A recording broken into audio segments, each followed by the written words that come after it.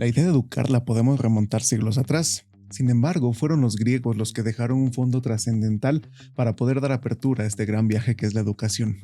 Una apertura en la que ellos mismos no consideraron la magnitud que iba a significar todo aquello que simplemente eran, que ellos vivían. Todo pueblo que alcanza un cierto grado de desarrollo se halla naturalmente inclinado a practicar la educación, dice Werner Jaeger. Es más que obvio, porque todo pueblo que se diga a sí mismo desarrollado, civilizado, se ve en la necesaria obligación de educar. Es a partir de educar que su cultura, su modo de vida, su cosmovisión, ideologías, modos de hacer y de ser van a poder heredarse a las generaciones venideras, para que éstas puedan hacer uso de todo ese conocimiento para el crecimiento de sí mismos como especie humana y como sociedad. Epimeteo, comentan Abagnano y Bisalberghi, tuvo la idea de entregar y distribuir convenientemente todas aquellas cualidades que debían estar provistas las estirpes animales para poder sobrevivir. Epimeteo realizó esta tarea con gracia divina, acomodó todo de tal manera que ni uno ni otro animal tuvieran demasiado de algo o poco de otro. Sin embargo, se olvidó de un animal muy importante, el hombre. Epimeteo hizo que el género humano se haya quedado sin equipar. Es aquí en donde entra a escena Prometeo. Al encontrar un hombre desnudo, sin defensas en contra de la intemperie, sin armas naturales, Prometeo decide robar de Hefestos y Atena el fuego y la habilidad mecánica para regalarlos al ser humano, y que no quedara desprovisto de dones por la distribución de Epimeteo. Fue gracias a esa habilidad mecánica regalada por Prometeo que el hombre pudo inventar albergues, vestido, calzado, instrumentos y armas para poder conseguir alimento y defenderse de la intemperie. Al mismo tiempo de eso, se le otorgó un don importantísimo al ser humano, la habilidad de emitir sonidos, palabras articuladas, el lenguaje, pues. Con ello los hombres empezaron a unirse, ya que deambulaban de un lado a otro como nómadas, pero al poco tiempo descubrieron que, pues se ofendían unos a otros, no tenían el arte político. Zeus, con su gracia y poder, continúan los autores, les dio a través de Hermes el conocimiento del respeto y la justicia para poder ordenar las comunidades y que los humanos pudieran pues crear lazos de solidaridad y concordia. Es pues que el género humano no puede sobrevivir sin el arte mecánico y el arte de la convivencia. Esas artes, justamente por ser tales, deben ser aprendidas y, por supuesto, deben ser enseñadas por alguien, los educadores. Los grupos humanos tienen una cultura propia que les ha permitido sobrevivir, y entenderemos por cultura la totalidad de manifestaciones y formas de vida que caracterizan a un pueblo, dice Jaeger. Son modos de ver el mundo, cosmovisiones arraigadas en cada grupo humano, y estas manifestaciones no son puramente instintivas, son aprendidas mediante el lenguaje y mantenidas en grupo. Es en interés de la supervivencia de estos modos de ver el mundo, de la comunidad y de los individuos que la integran, que deben ser enseñadas y aprendidas por las nuevas generaciones. Si hemos empezado a desarrollar la idea educativa desde los griegos, es porque con ellos se ha desarrollado un principio formativo, una teleología educativa, el ser humano en particular y de la sociedad en general, ya que no era pensado como tal para un tipo de clase social, sino era para toda la comunidad. Toda ella participaba de la cultura y abre camino con ella y constantemente renueva el arete, la virtud de los hombres que hace que el hombre sea digno de llamarse hombre. Toda sociedad civilizada que se haga llamar así y que tenga una cultura de por medio que atesorar y enseñar debe estar abierta a las innovaciones y reinterpretaciones. Debe tener las herramientas necesarias para hacerlo. La principal, la educación. Es ahí en donde la filosofía en general y la filosofía de la educación, la pedagogía en particular, toman un rasgo importantísimo en este desarrollo. Filosofía que hemos heredado precisamente gracias a los griegos y que ha perdurado hasta nuestra era, modificándose y mejorándose. La filosofía de la educación articula metas y fines, una teleología entendida como tal, a alcanzar por la educación misma en miras hacia el ser del hombre, que se encuentra esencialmente vinculado a la idea de un ser que posee arte político, respeto y justicia otorgados por Zeus para la concordia y solidaridad de las comunidades, y buscando su arete, como hombre viviendo en comunidad, respetándose unos a los otros. Hola a todas y todos, muchas gracias por visitarme y tomarse un momento para platicar. Mi nombre es Jesús Méndez y el día de hoy estaremos platicando sobre los principios básicos para una nueva educación en este siglo XXI. Obviamente el tiempo nunca es suficiente para abarcarlo todo, pero intentaremos dar nociones generales para después, por su parte, ustedes ojalá y puedan profundizar mucho más en el tema presentado. Así que, sin más preámbulos, pues, vámonos para allá. Hay tesis, arte, cultura y educación. Para entender cuál es la finalidad de educar, primero se debe de conocer qué es precisamente eso de educar. La educación desborda, pues muy ampliamente las nociones de enseñanza, de instrucción y de aprendizaje, dicen Ardoino y Mialaret. Esto hace que gane en complejidad, se vuelva más robusta, sí, pero al mismo tiempo se vuelve más confusa y múltiple. La educación empieza con ello a jugar dimensiones de voluntad, normatividades específicas, ideales, políticas, entre muchas otras cosas, ¿no? Junto con dimensiones científicas clásicas, como la enseñanza de contenidos. En el educador debe empezar a formarse entonces una concepción espaciotemporal del proceso educativo en el que él interviene, ya que la intervención es histórica, es cultural, es política. Las experiencias no pueden trasplantarse y es preciso entonces, como dice Freire, reinventarlas. Es por ello por lo que pues se debe de empezar a entender la educación no solo como una enseñanza de contenido simple y llana, sino que a través de la enseñanza de contenidos enseñar a pensar críticamente. Tal cual, enseñar a pensar. No es depositar paquetes en la conciencia vacía de los educandos, como diría Freire, porque los educandos no son precisamente conciencias vacías, tienen ya un bagaje cultural, ideas, modos de ver el mundo, formas de actuar, modos de hacer y de ser. Es, entonces, a partir de actualizar los métodos educativos de tal manera que se pueda no solo actualizar y transformar cada determinado tiempo, sino analizarlos, criticarlos y pensar en su validez. Puesto que los tiempos cambian constantemente, no se detiene el reloj y con ello avanza estrepitosamente la forma en la que los educandos piensan y lo que ya tienen como conocimiento heredado. Es por ello que las prácticas educativas no solamente deben ser precisadas, sino modificadas tal cual como lo dice Ardoino y Mialaret nuevamente, acorde a un pensamiento histórico con los problemas actuales y restituirles una dimensión espaciotemporal. Sin embargo, por otro lado, la educación también debe ser esa acción praxeológica que se sitúe al nivel de la experiencia vivida y toma su valor en el marco en donde ha sido producido y que está íntimamente ligado a las situaciones y agentes que lo animan. No se debe tomar la educación como un todo generalizado, neutro, sino como cada una de sus partes individuales y que, entre cada una de ellas, forman ese todo. Por lo tanto, la finalidad de educar debe de ser esa forma de poder enseñar contenidos ya establecidos, sí, y estructurados, sí, también, y al mismo tiempo enseñar a pensar críticamente y criticar esos contenidos. Que el educando aprenda este proceso de pensamiento por sí mismo, que se conozca a sí mismo en todo caso, como lo diría el señor Sócrates, y por él mismo descubra más conocimiento, no solo aquel que se le da en el aula de clases. Con ello el educando, pues puede elevarse por encima de un simple receptáculo de información y se vuelva aquel hombre digno que necesita la sociedad, que sepa de respeto y de justicia conforme la virtud que este nuevo ideal de educación pues va a ejercer sobre él. El hombre, junto con sus ideologías, pensamientos, formas de ver el mundo, modos de hacer, crea también sus modos de ser, crea los valores. La axiología se encarga de entender, clasificar, ordenar y buscar los porqué de los valores. Los valores son sinónimos, pues de las necesidades y los deseos. Son las representaciones y las transformaciones cognitivas de las necesidades, no solo individuales, sino también de las demandas sociales e institucionales, dice Hirsch. Están presentes en cada parte del ser humano como tal. Cada que el ser humano se enfrenta a una crisis a nivel personal o a nivel de comunidad, entra en escena los valores. Valores que, como pues hemos venido insistiendo, no solo son los que mi cultura me hereda y enseña, sino que también debo replantearlos de acuerdo con una espaciotemporalidad.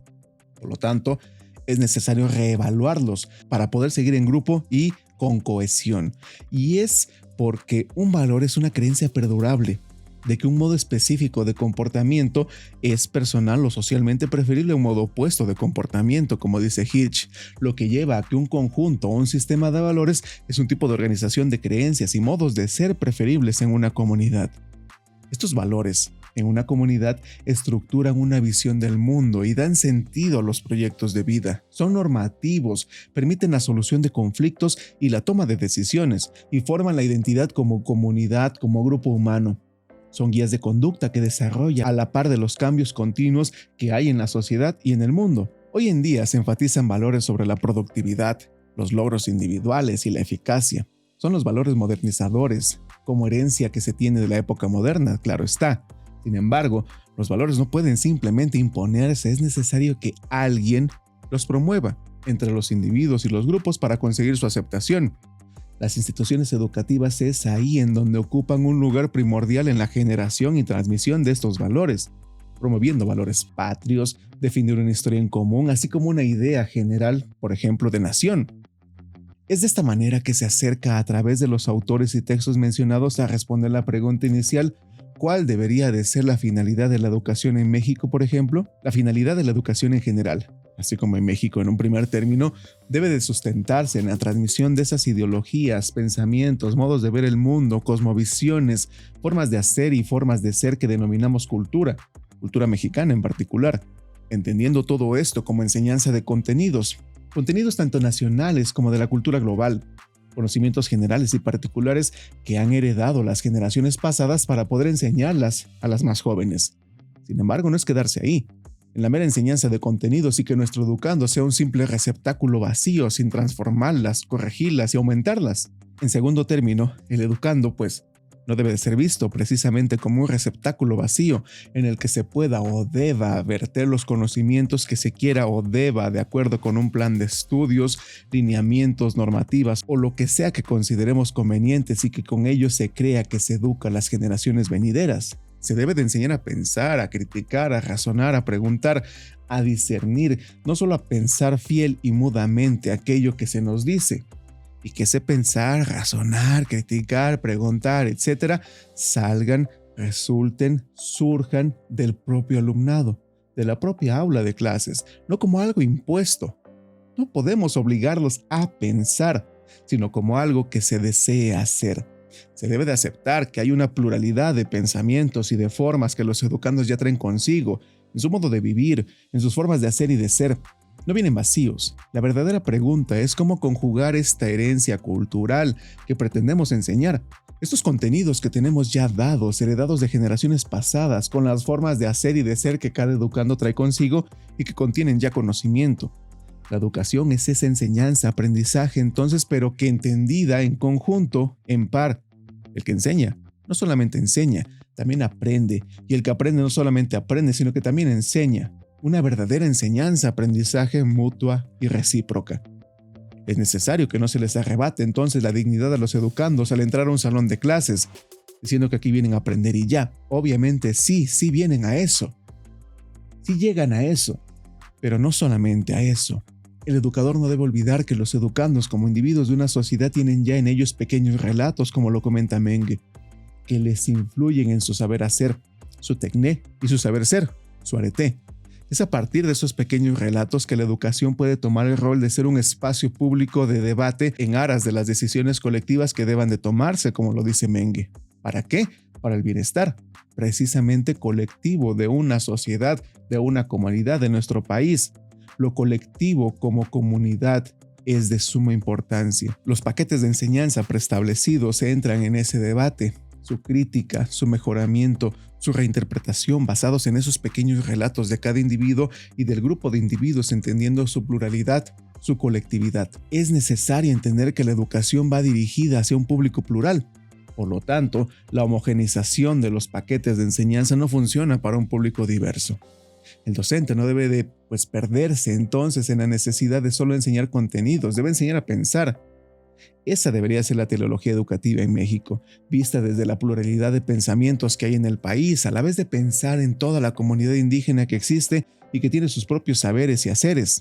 Es pues criticando, aceptando y fusionando estos saberes como la educación en México puede prosperar, creando espacios heterogéneos de debate en las aulas y con ello generando hombres y mujeres dignos, virtuosos, con valores plurales y que dignifiquen a la sociedad en la que viven. En este mundo globalizado, interconectado e interdependiente, lo que cada una de las personas haga en las calles, en las escuelas, en los lugares públicos donde se reúnen con otras personas y platican de cualquier cosa, tiene una importancia extrema. No solo para el futuro del lugar en el que se vive, sino para el futuro del mundo entero y de los modos de ser y de hacer de cada una de las personas. Para cambiar nuestra vida, es necesario cambiar nuestra manera de vivirla, renovarla. Es por lo cual la humanidad hoy en día se presenta un problema peculiar. La educación en tiempos líquidos, como lo dice Bauman. Todo fluye y todo cambia. Heráclito no pudo haber tenido más razón a 2500 años de su cruce por el río. Vivimos en un nuevo siglo que, como comenta Taeli, contempla un paradigma que se enfrenta a sociedades cada vez más interrelacionadas universalmente, lo cual significa que el paradigma que veníamos trayendo desde la Ilustración ya no funciona, está en desuso, está desfasado, un paradigma que era el de la inmutabilidad, la indivisibilidad de un mundo ya dado. Hoy en día todo es líquido, como lo comenta Bauman. Nada está dado. La vida moderna es un ensayo diario de lo transitorio, todo es desechable y existe solo hasta el próximo aviso. El mundo se ha vuelto complejo. Entonces, ¿cómo entender esta realidad en la cual el modo de ver el mundo que teníamos ya no funciona? Cambiando de paradigma al de la complejidad, por ejemplo, en el cual se hace desaparecer el sentido de lo divisible por entidades imposibles de aislar. La realidad se entiende como multiplicidad, diversidad y devenir. Nada está dado. Transmitir conocimiento entonces a receptáculos vacíos ya no funciona, hoy resulta desfasado. La verdad y el conocimiento dependen de las relaciones e interacciones que se constituyen y construyen en la práctica. Pero, ¿qué es eso del fenómeno de la educación? El propósito de la educación ha sido, es y por supuesto, ojalá y lo sea siempre, la preparación de las generaciones jóvenes para la vida, para una vida digna, una vida de acuerdo con la realidad en la que están destinados a entrar y en la que ya están inmersos. Necesitan conocimientos prácticos de inmediata aplicación en un mundo que constantemente está cambiando, que está en devenir. Ya no se está en el paradigma de los conocimientos dados y enseñados de una forma hegemónica. Esto, según Schopenhauer, ha sido posible solamente frente a un público de estudiantes que aceptan con credulidad todo cuanto se le ocurre decir al profesor, ya que éste se adjudica la palabra decisiva y la voz determinante. Por lo tanto, para que la enseñanza hoy en día sea práctica, se ocupa propagar la apertura de la mente y no, pues, su inmutabilidad. Se necesita un alumno real, su ser inconcluso, crítico, múltiple, no algo que sea ajeno al devenir. Inmutable, imperecedero, completo y único, homogéneo y concluso, cerrado. Es entonces necesaria ante este nuevo paradigma una renovación del hombre en su totalidad. Se necesita un nuevo hombre, un nuevo profesor, un nuevo alumno, nuevos actores para un nuevo mundo, tal cual como lo comenta Taeli. Y esto no es posible, sino mediante procesos de educación de las personas y de la sociedad desde una perspectiva marcadamente ética, de valores y de responsabilidad ante la multiplicidad de verdades que pudieran surgir en esta libertad de ideas. La filosofía tiene que apostar por medios, métodos y procesos educativos que forman éticamente a ciudadanos responsables para fortalecer la sociedad en cada una de las modificaciones existentes en la humanidad y la cultura. Es un devenir tan intempestivo de la realidad que no podemos enseñar cosas dadas porque tales ya no existen desde el momento en que terminamos de pronunciar siquiera su nombre. Se debe de enseñar a aprender para que cada una de estas modificaciones las hagan suyas y las comprendan, entiendan, renueven y mejoren con responsabilidad ética, práctica, epistémica. Es por ello por lo que dice Husserl que algo nuevo tiene que suceder. ¿O es que acaso hemos de aguardar a ver si esta cultura sana por sí sola, en el juego azaroso entre fuerzas creadoras y destructoras de los valores? Todos los seres humanos son personas con voluntad libre que intervienen de manera activa en este mundo en el que estamos inmersos y constantemente contribuimos a configurarlo, modificarlo y a aprenderlo. Es una vida en renovación. Si se toma la idea desde el pensamiento complejo como catapulta de la noción de educación, entonces debemos darnos cuenta de que, como dice Mohan, se está en un desequilibrio caníbal y reduccionista, un mundo de la uniformización, de una ignorancia prepotente que nos tiene atados, para lo cual, pues queda como opción resistir, explorar e inventar. Es por lo cual hay una necesidad de construir no solo núcleos de partida de una nueva cultura, sino también de elaborar una teoría antropocosmológica, una teoría que implica al hombre como un todo con cada una de sus partes, como un homo complexus. Este homo complexus es una criatura sensible, neurótica y delirante, al mismo tiempo que racional. Todo ello constituye el tejido propiamente humano. Es un ser humano racional e irracional, capaz de mesura y desmesura. O como en su momento Nietzsche lo explicaba, lo apolíneo y lo dionisiaco, homo demens y homo sapiens, conviviendo en armonía, esa comunión de los contrarios como lo comentaba Paz. Ambos, lo racional e irracional, son conocimientos del mundo a los que el humano puede llegar. Por ello en el ser humano está todo el secreto del mundo, pero lo ignora, y es incomprensible el querer alcanzarlo por una sola vía. Sin embargo, penetrar en lo educativo es verse en el terreno de la equivocidad y lo polisémico, dice Páez. Es por ello que debe ser estudiado polifacéticamente, presuponiendo la utilización de bucles, tensiones retroactivas en los campos de las ciencias abordadas, porque no solo tenemos que encontrar, superar la educación, sino también obedecer y guiar la vida, dice Morin. Es decir, hay una reciprocidad de hechos y de conocimientos, un dualismo. Se enseña y aprende, el profesor enseña al estudiante y el estudiante aprende, pero también el estudiante enseña al maestro y el maestro aprende del estudiante. Un método en completa armonía y en comunión recíprocas. Es ahí en donde el conocimiento del conocimiento educativo, una tarea filosófica en su mayor grado, nos enseña que conocemos solo una delgada película de la realidad educativa, cuando intentamos aprenderla desde una sola vía. La otra parte de esa realidad se revela ahí en donde nuestra búsqueda unívoca y unilateral fracasa. Y esto, como continúa Páez, se complica cuando en el horizonte de las consideraciones educativas se mezclan otros problemas de sociedad. Porque, al final de cuentas, dice Villalpando, la filosofía de la educación es un intento por comprender la esencia, los valores y los fines de la formación humana en particular y de la sociedad en general. Es por lo que, continúa el autor, la tarea es inmensa e incierta, sobre todo cuando se plantea dentro de una época de crisis, como es la actual. Aunque crisis se deriva del griego crisis, es decir, decisión, del verbo crino, yo decido, separo, juzgo, y designa el momento en que se produce un cambio muy marcado en algo o en una situación. Es por ello que hay que cambiar la forma de ver el mundo. La palabra crisis no tiene que ser tomada como algo malo. Por ello no podemos sustraernos ni a la desesperanza ni a la esperanza. La misión y dimisión son igualmente posibles. En el momento en que se dilapida la noción de la educación y se le da por sentada, no se cambia. Es ahí que se cae en un desequilibrio caníbal y reduccionista, un mundo de la uniformización, de una ignorancia prepotente, cuando creemos que las formas educativas están completas y ya dadas. Por lo tanto, no requieren cambio. Cuando no se analiza y critica y solo se conserva y transmite y no se renueva y corrige, como dicen Abagnano y Wieselberghi, pues no estamos educando, sino solo imponiendo contenidos en receptáculos vacíos. El proceso educativo es una acción continua, siempre inacabada, siempre en devenir y en constante renovación y cambio. De ahí que debamos armarnos con una ardiente paciencia. Todo esto, pues, nos da la dificultad, una complejidad de construir un objeto de estudio apropiado para el trabajo científico en ese campo. La complejidad no elimina la simplicidad ni debe de confundirse, pues con completud. Es un punto de partida, un inicio. Nos posiciona en un punto de partida para un accionar más rico, menos mutilante. Nos proporciona un no lugar, una utopía como proceso de desterritorialización de Leuciana, o como lo propone Menge, una distopía, como un momento entre otros procesos en función de las multiplicidades que se hacen y que se deshacen.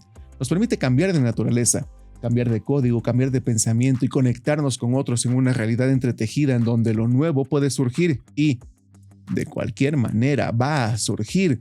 Es por ello por lo que nos encontramos en las vísperas, no de una lucha final, sino de una lucha inicial, como un no lugar del cual empezar, resistir, explorar e inventar y reinventar constantemente.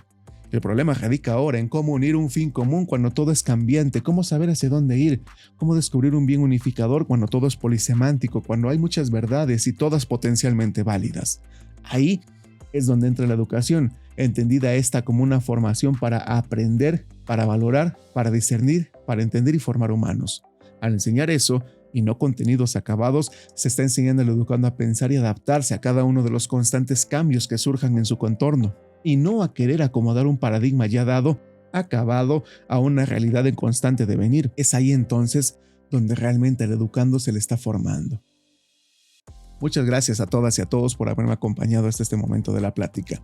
Espero que haya sido de su agrado. No olviden regalarnos un like, suscribirse y dar clic en la campanita para que lleguen notificaciones de temas nuevos, así como cuando estemos transmitiendo en vivo. Mi nombre es Jesús Méndez, saludos y nos vemos en el próximo tema. Hasta pronto. Hay tesis, arte, cultura y educación.